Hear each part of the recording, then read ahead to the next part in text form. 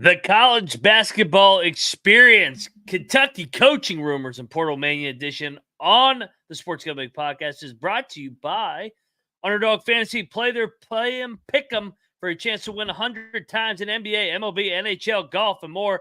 Sign up today using that promo code TCESGPN to get a 100% deposit match today. We're also brought to you by Avo. It's the premier arbitrage sports betting tool. Avo, use their tool to bet both sides and lock in a profit. Access their platform for a free bet at arbsversusodds.com. That's ARBS versus ODDS.com. Plus, tomorrow starts Masters Week, so get on over there. Check out the Golf Gambling Podcast because they're giving away a tailor-made Spider X putter for free. Enter at sportsgamblingpodcast.com/masters.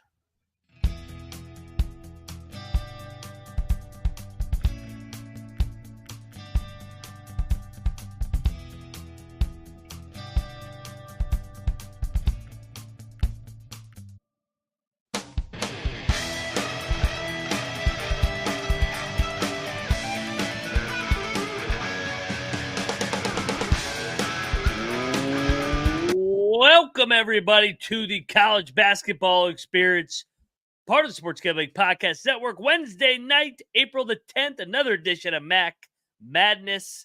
Mac tonight. Sorry, it is Portal Madness.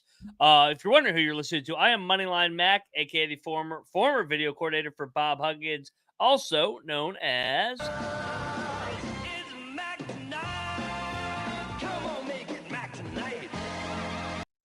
It's Mac tonight, baby, on the college basketball experience. And we're talking, well, first off, we're talking Kentucky. We're going to talk about the portal.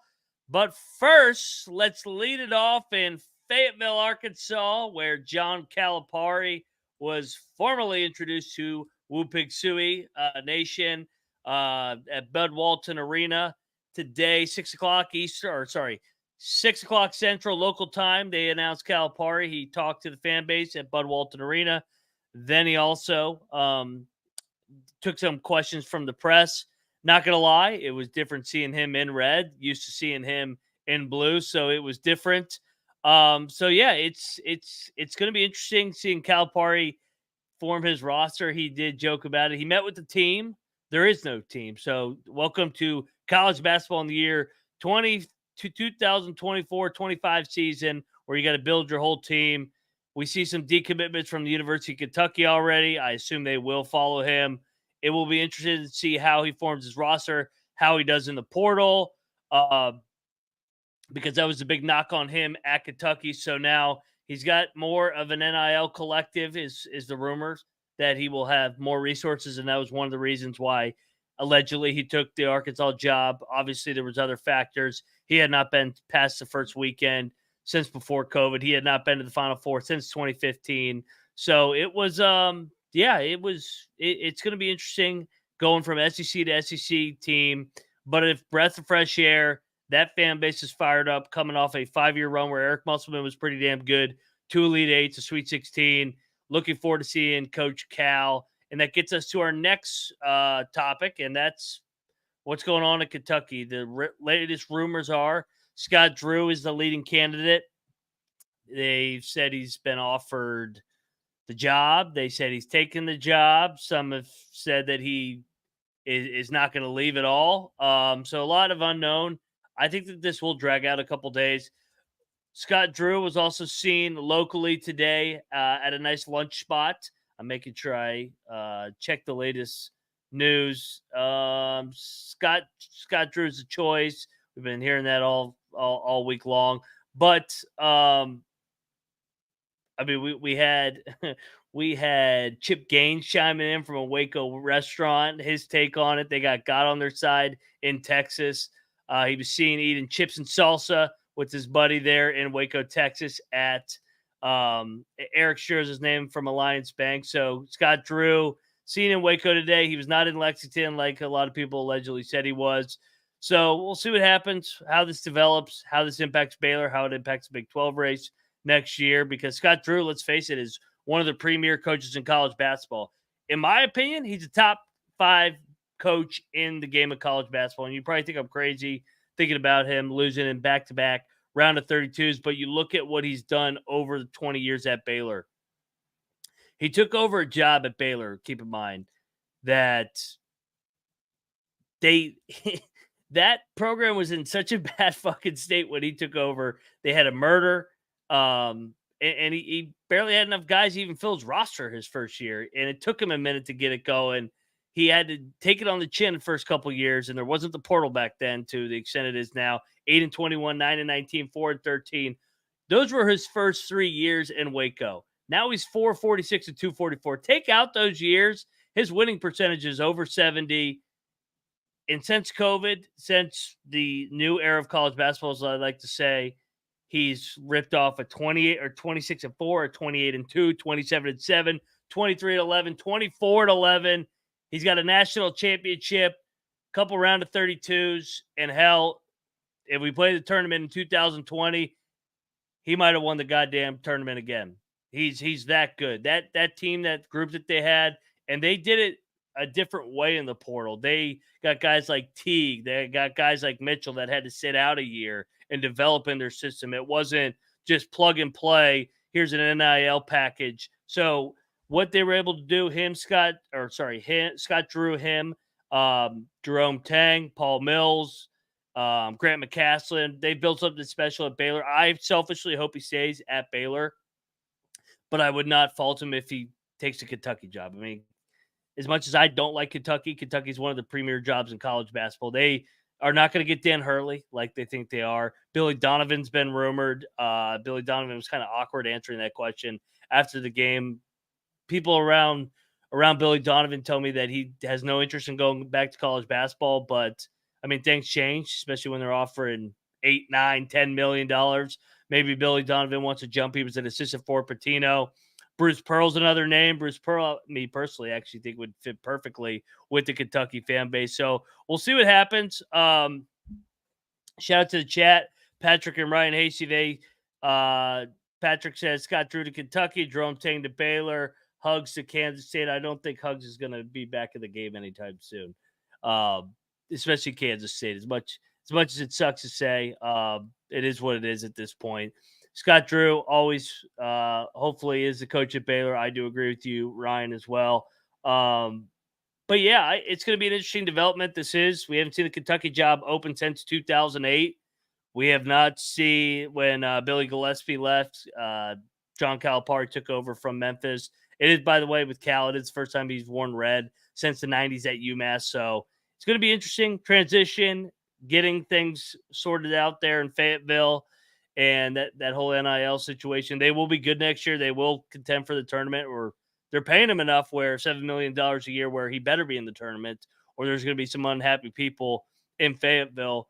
But all eyes on Scott Drew for the time being. I hope that he does stay. My hunch is it's 50-50 right now.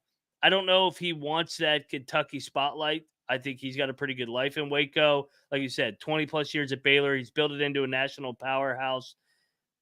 He's won a national championship at Baylor. And like I said, Baylor was a dumpster fire when he took over in 2003. So one of the best coaching jobs, arguably, of all time. Him, Jim Calhoun. I'm trying to think who else is just taking over programs that had no history, build it into number one, build it into a national championship, won a national championship. Calhoun did it at UConn, and obviously we're seeing what UConn is now. Drew at Baylor. And honestly, Calipari at UMass didn't have much tradition when he got there. So those three come to mind. Real quick before we talk some more portal stuff, because the portal never stops. Obviously, Calipari is going to be in that to rebuild that Arkansas roster.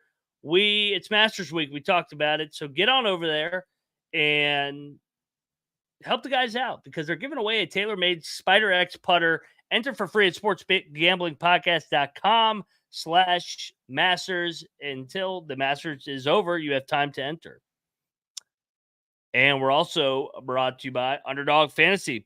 Simply pick higher or lower, the easiest place to play fantasy sports. Fastest growing app in the industry.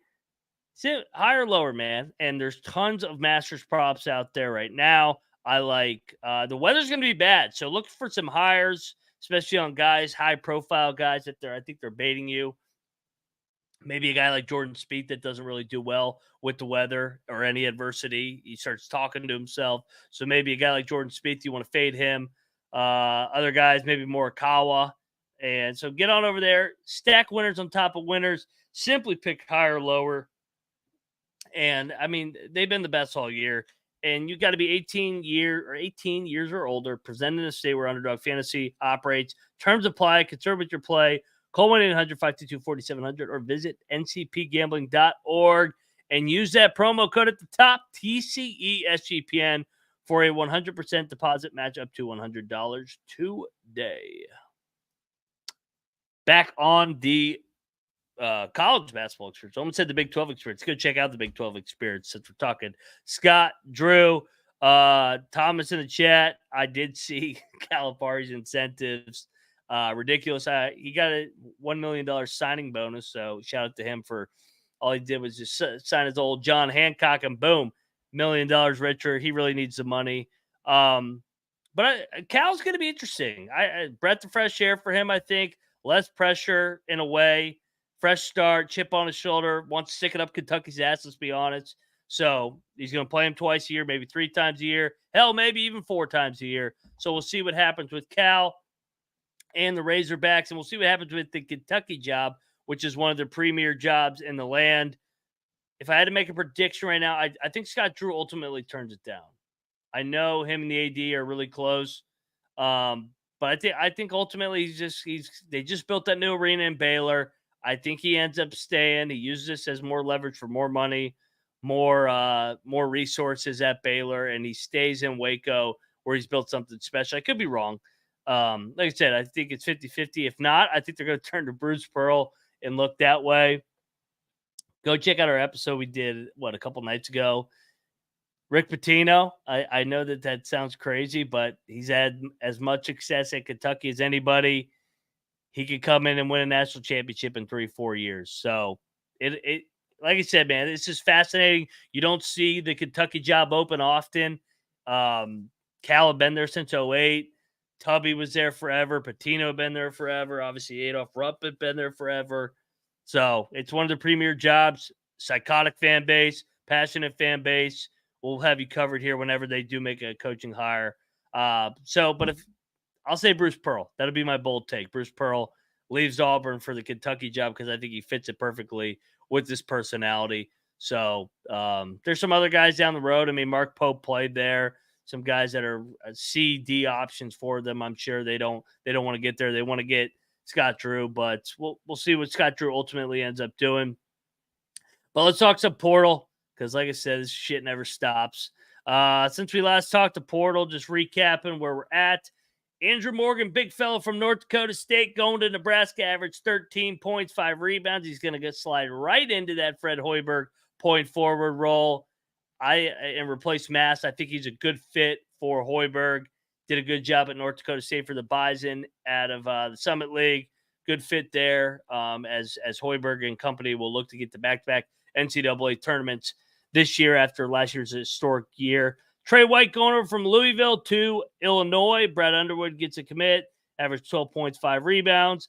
CJ Walker's keeping it in the Big 12, goes from the UCF Very Shiny Knights to TCU.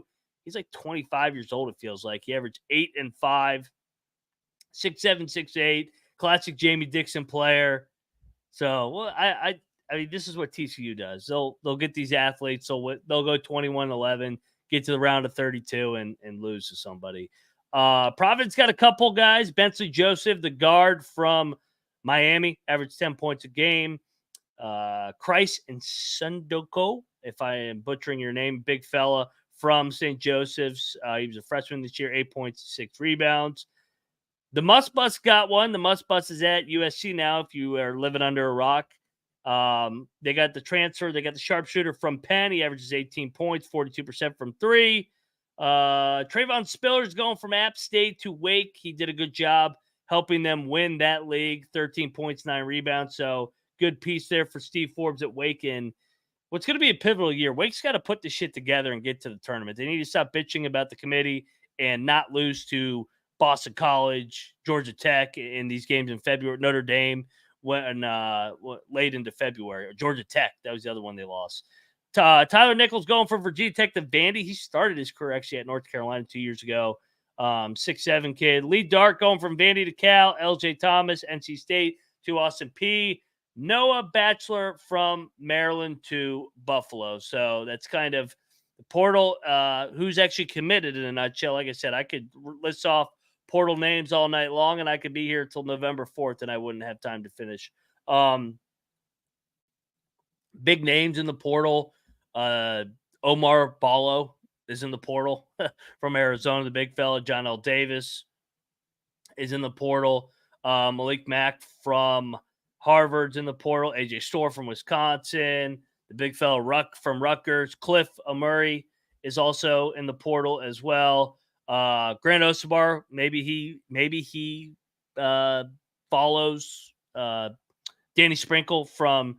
He started at Montana State, then to Utah State. Now does he follow him all the way out west to Washington? Vlad, it seems like, is going to end up at Michigan. He's in the portal. Him and John L. Davis, like I said, from FAU. Kobe Johnson, we already talked about him. Brandon Garrison's in the portal from Oklahoma State. Miles Rice from Wazoo. Mari Williams from Drexel. On and on and on and on. I'm trying to see who else. Oh, Robbie Avila, White Chocolate, a.k.a. Larry Bird's long-lost son. He's in the portal, Indiana State. We'll see if he follows his coach to St. Louis. Am I missing anybody over the last 48 hours? I don't think we talked about Brandon Huntley Hatfield going over from Louisville to NC State. He actually committed there while they were going on that Final Four run. He visited. So incredible that they were able to do so. David makes a good point. Kylan Boswell sounds like he's going to go to Illinois. Seems like that's a front runner. Dave's talking about UConn. UConn will figure it out. I preseason ranked them number 6 last night, not knowing a single player on their roster. I'll trust Hurley and his psychotic ass to figure it out. He's saying Golden could go to UConn. Sampson's going to make a jump, just like Klingon made a jump. They may just go with the role guy to sit behind Sampson and let him be the guy. Javon Small from Oklahoma State's in the portal. We talked about Boswell already. On and on and on and on. Mark Mitchell from Duke went in the portal yesterday. That was I was surprised by that. I'm not going to lie. Usually the Duke guys don't go in the portal as much. Elijah Martin from FAU. Roddy Gale from Ohio State went earlier in the week. Where do we have? Tony Perkins has been in the portal from Iowa. So we'll see. We'll see what happens with these portal guys. Like I said, we'll have you covered every single step of the way. South Florida got absolutely crushed in the portal. Youngblood hit the portal. Miguel hit the portal. NC Knicks guy. Poyer hit the portal. So Abdur Rahim's going to have to reload via the portal after he stocked up through the portal last year. I don't know how many more times I could say the word portal, but it's a life we live in. Calipari's going to get these guys. He talked about the NBA Combine being next in a couple weeks here. So they'll have their withdrawals there. Then we'll have another wave of portal guys when the next wave of guys go to universities. Then you start stacking up. Where do I sit on the depth chart? I got a week or so left to hit the portal. So like I said, over 1,500 names. It's going to go over 2,000. It's absolutely ridiculous, but it is what it is. I'll tell you what's not ridiculous, because we're a proud partner with Avo, the premier sports betting arbitrage tool. And if you're looking to get into sports betting, it's simple. Basically, betting on both sides with a different sports to lock in a profit. And the tool's super easy. Lightning fast is speed, big part of sports betting. The best part of Avo is currently used without restrictions. That's right. Currently free. Get started over at arbsversusodds.com. That's arbsversusodds.com. arbsbsodds.com. That's arbsversusodds.com.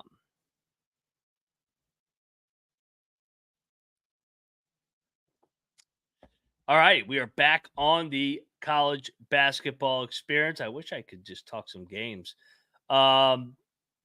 Other headlines in college basketball today was Tyler Kolek is gone. He wraps up a good career, good three-year career for Chaka Smart. Really got that program going in the right direction.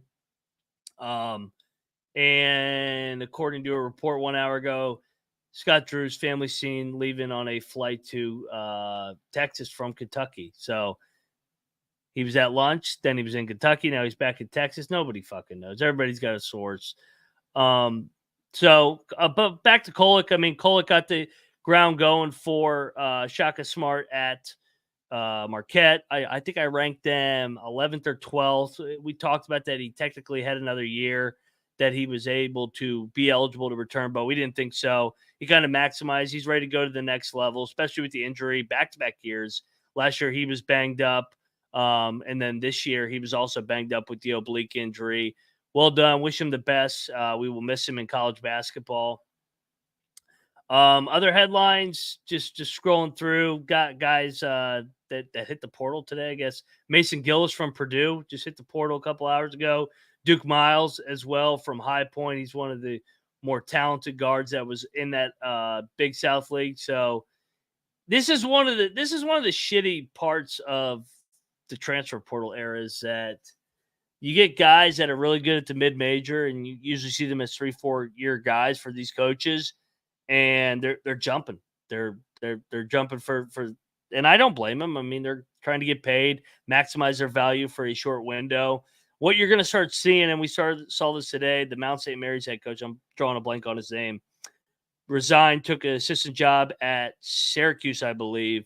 You're going to start seeing some of these mid-major coaches say, fuck it. Why would I build a program at the mid-major level when I'll do all the work on the front end, evaluate the talent, find a diamond in the rough so that he could just jump in the portal in a year, go get paid, and then I'm stuck with nobody on my roster. So you're going to start seeing coaches take the same approach, get their head coaching experience, make a jump. We just saw it with the guy Clonch from Nichols. He went from Nichols, took a year at Alabama as an assistant coach to go to the Final Four. Now he's a head coach at UT San Antonio. Just the way that just the days that we're living in, guys. But hey, it is what it is. Yeah, as you can tell, I'm not the biggest fan, but it's not going anywhere.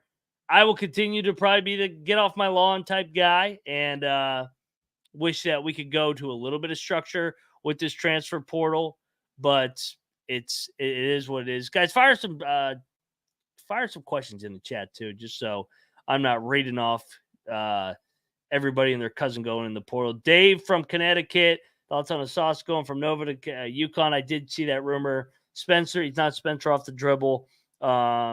He's high. Yeah, UConn. One thing UConn and Dan Hurley have right now, they have a lot to offer. They've won back-to-back national championship, and they have playing time availability. Last year, they lost 5 out of 8, reloaded. The thing that, I'm not Spencer is such a unique guy because he was wired like Hurley. That's what they're going to miss with Spencer. His leadership is intangibles. His stats are great. Shooting 40%, 39% from three, making big shot after big shot. But they're going to miss just the intangibles that he brought, being a reflection of his head coach. So I think that's the main thing that they're going to miss with Spencer. But I trust Hurley, just like I think everybody should trust Hurley, that they're going to evaluate talent. They evaluate the parents. And I honestly, as much as I think he's annoying about bitching to the officials literally every single play, I will not budge off of that stance.